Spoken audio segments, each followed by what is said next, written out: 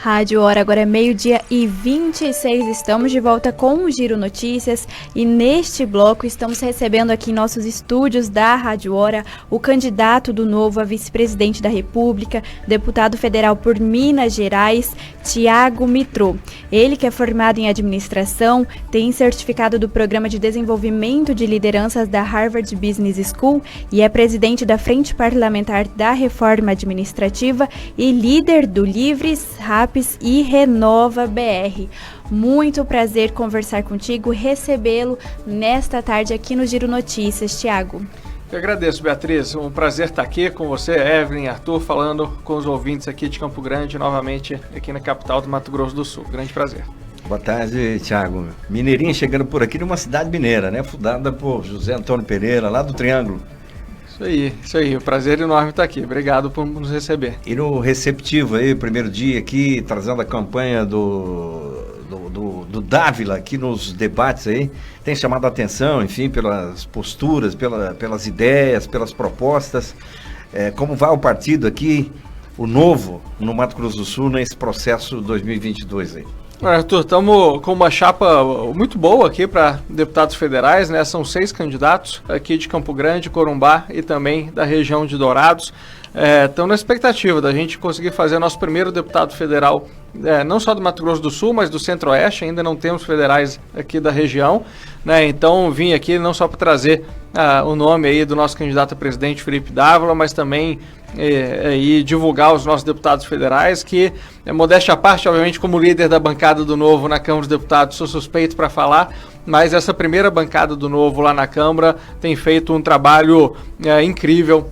Somos só 8, mas fazemos um barulho ali, temos uma atuação que vai muito além do número de deputados que a gente tem, né? Tivemos protagonismo em várias reformas importantes, como a administrativa, tributária, da Previdência, a bancada mais econômica que o Congresso já teve, a melhor bancada de acordo com o ranking dos políticos. Então a gente precisa aumentar essa bancada e ter nosso primeiro representante do Centro-Oeste nela também. Deputado Thiago Mitrô, o senhor, embora tão jovem aí, né? Nossa diferença, nosso respeito, enfim. Mas o senhor é fruto de uma célula, de um movimento brasileiro, que é o Renova BR, que, de certa forma, deu uma chacoalhada para conclamar vocês, a juventude brasileira, novas lideranças, e de forma pluripartidária, à participação, né? A ex-ministra Tereza Cristina é muito feliz numa declaração dela que, ou seja, ela tem uma preocupação e deixou claro aqui em algumas entrevistas, quer dizer, a necessidade de o jovem assumir essa responsabilidade e vir para esse jogo eleitoral que nem sempre às vezes corresponde à expectativa da juventude brasileira. Como é que e como é que foi esse seu processo aí no Renova BR, essa escola interessante que pretende formar quadros para a política brasileira? Arthur, foi essencial a participação no Renova, né? O Renova, ele surgiu em 2017, às vésperas da eleição de 2018, num diagnóstico que continua cada vez mais real, infelizmente, que é pessoas que são de fora da política e têm muita dificuldade de entrar, porque os atuais políticos, eles criam todas as barreiras possíveis para a renovação. Você vê um fundão eleitoral de 5 bilhões de reais, hoje saiu mais uma estatística do uso do fundão eleitoral. Quem já tem mandato recebe 7 vezes mais recurso do que quem não tem mandato. Então, a história bonitinha que conta é que o fundão foi criado para democratizar o acesso à política no Brasil. O Novo continua não gastando esse dinheiro. Não gastamos nem um centavo, o único partido que se recusou. Vocês já conseguiram devolver para a contabilidade? O governo, o Brasil já resolveu isso ou não? Você tem 2 fundos. Você tem o fundão eleitoral, que é específico para as eleições. E você tem o fundo partidário que todos os anos é direcionado aos partidos. Pinga na conta lá, pinga na conta. Nós achamos que nenhum dos dois devia existir, mas só o fundão eleitoral que nós conseguimos devolver. Que você pode se recusar a receber o fundão eleitoral e o dinheiro volta para o Tesouro Nacional, não é redistribuído para os outros partidos. E do fundo partidário? O fundo partidário, se a gente se recusa, o dinheiro vai para os outros partidos. Então a gente, nós não vamos usar, mas os outros também não. Então, o que a gente está buscando fazer, inclusive esse foi o primeiro projeto que o Novo protocolou ainda em fevereiro de 2019, é permitir a possibilidade de nós podermos devolver o fundo partidário, que a gente não quer usar. né? Então o que acontece hoje com o dinheiro é que ele fica em uma conta sendo investido e está lá acumulando, já são mais de 100 milhões de reais que estão lá acumulando na nossa conta, que nós queremos devolver. E, inclusive já colocamos em 2 vezes votação na Câmara, nas 2 vezes a gente perdeu. Tivemos cerca de 150 votos a favor da nossa tese, que é deixar o Novo devolver, mas tivemos... Pro Tesouro, não pros partidos. Pro Tesouro. E tivemos mais de 300 votos contrários. 100 milhões de reais já. 2 mega cena gorda, né? Imagina o quanto que esse dinheiro não poderia fazer para a população brasileira. O pessoal fala, pô, mas vocês devem pegar o dinheiro, dar para algum hospital, para uma escola e tal. Não pode. Você pode usar dinheiro do fundo eleitoral para comprar mansão para o partido, para comprar jatinho, para ficar ali pagando mordomia e salário de dirigente, para pagar advogados. Advogados do Lula foram pagos com o dinheiro do fundo partidário, né? Muito bem pagos, por sinal, com o dinheiro nosso. Agora, você devolver não pode, você utilizar para o bem da população não pode, então o Novo continua se recusando a utilizar. E aí entra a importância, né, do Renove BR, por exemplo, que busca dar mais competitividade para candidatos que representam a renovação política. E eu participei lá em 2018 e foi essencial para mim. Eu nunca tinha feito campanha política, não tenho parente na política, não tenho nenhum padrinho político. Eu simplesmente era um cidadão indignado que tem convicção que a única forma de mudar o país é pela política e quis entrar. Indignado? Exato, e continuo indignado. Tá na primeira ou na segunda divisão lá no futebol mineiro? Agora a gente subiu, né? Agora, poxa... Torcedor do Cruzeiro. Lavamos a alma aí esse ano, sou cruzeirense, depois de 2 anos ali de muita dificuldade, voltamos aí, né? Como é que você e o Dávila, né, ele candidato a presidente, e você candidato à vice-presidência, como é que viajar ao Brasil e propor essa renovação, uma renovação radical? O deputado Jair Bolsonaro conseguiu lá em 2017 emplacar, ganhou a eleição, enfim. Como é que o Dávila, você e os apoiadores, o partido de modo geral, percebe uma possibilidade do crescimento do Novo, de almejar cargos maiores e resultados eleitorais?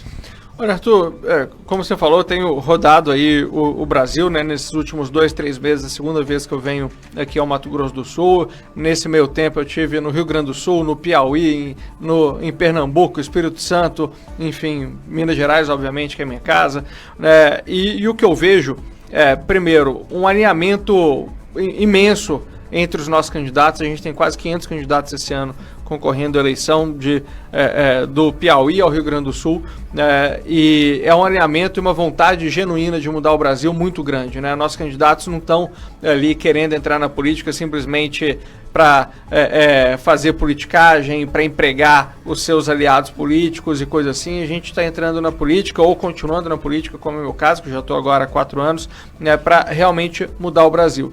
E o que a gente vê conversando com a população é uma receptividade muito grande, né, às ideias do Novo. E isso eu falo em todo o Brasil. O pessoal fala, mas não é diferente, o Sul, o Nordeste, tudo. Olha, quando eu converso nas ruas de São Luís, no Maranhão, ou aqui em Campo Grande, a gente vê uma aceitação muito grande das pessoas.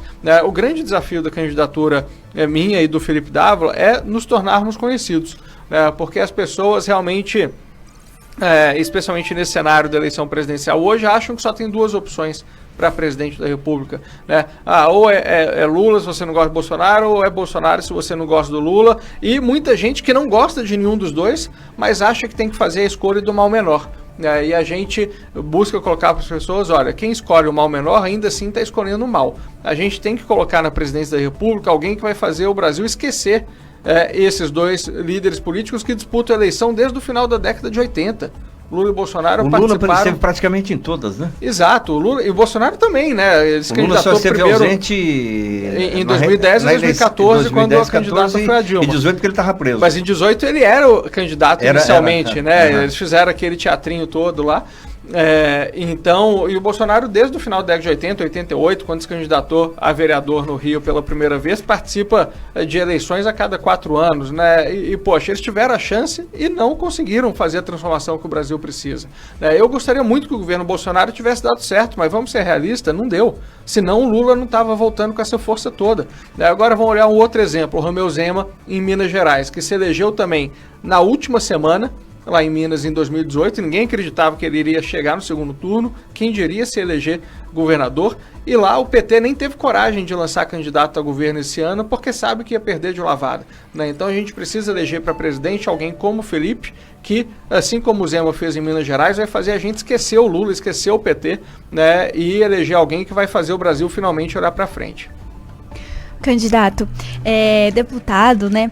No plano de governo que vocês lançaram, intitulado Um Novo Brasil para Todos, em um dos pontos que vocês têm está a educação entre as 20 melhores do mundo em 7 anos.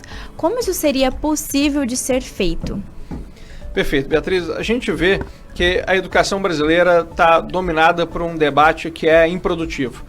Ou é o debate corporativista, que o que importa é só maiores salários e tudo mais. E obviamente que os professores têm e devem ser respeitados e ter salários competitivos, mas não é só essa a pauta da educação. E a gente vê os partidos da esquerda ali com a pauta única de corporativismo, e a gente vê ali o bolsonarismo com a questão ideológica, né? Ah, não, vou colocar alguém aqui que quer desesquerdizar a sala de aula e coisa assim, quando o maior problema da educação brasileira é a falta de qualidade no ensino. É que o jovem brasileiro, quando termina o ensino médio, só 7% entendem o que 7% significa, né? A imensa maioria não consegue fazer uma regra de 3, não consegue aprender o básico de matemática. Piorou e muito, né? Os indicadores desse agora ano, com a pandemia ainda pior, né? Por conta... O Brasil foi o país que mais tempo ficou com as escolas fechadas no mundo. O segundo pior país, que é o Sudão, voltou a abrir escola 6 meses antes da gente. Aqui no Brasil foi o pior país do mundo em termos de escola fechada durante a pandemia. Que a gente vê essa pauta corporativista. Não podemos ensinar a criança, não podemos abrir escola. Você vê no mundo inteiro, as pessoas priorizando a volta das escolas, e aqui foi uma das últimas coisas a voltar.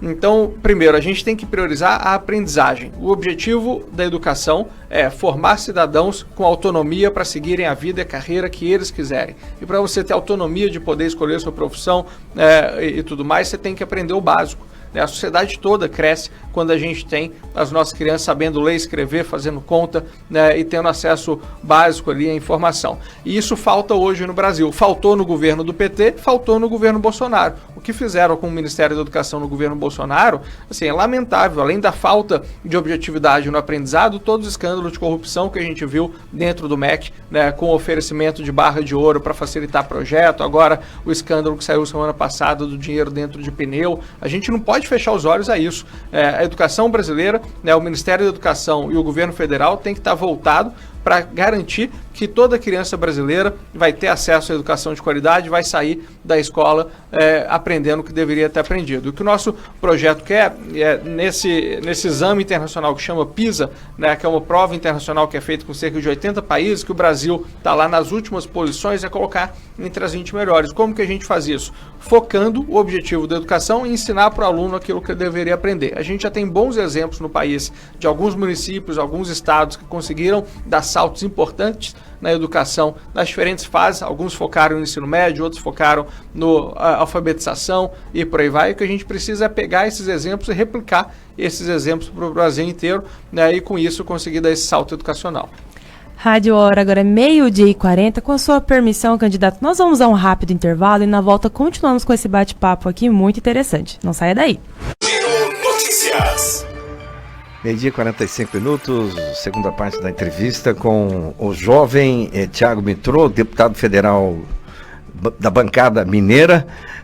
Ele é o candidato à vice-presidência da República do Novo, que tem Luiz Felipe Dávila como candidato à presidência da República. Deputado Thiago, eu não me canso de afirmar aqui, eventualmente, na nossa bancada, cobrindo o dia a dia da nossa política, de que os interesses partidários, eles são maiores do que os interesses da pátria, da nação, pelas posturas, pelas decisões, e por questões que não são resolvidas, né? Como os 100 milhões aí do fundo partidário que o Novo, teu partido, quer devolver para a contabilidade do Tesouro e não consegue devolver. O atraso da escala sucessória da presidência da República, em que os países do primeiro mundo, os presidentes viajam, vão para o exterior e continuam presidente, não há necessidade do presidente interino assumir.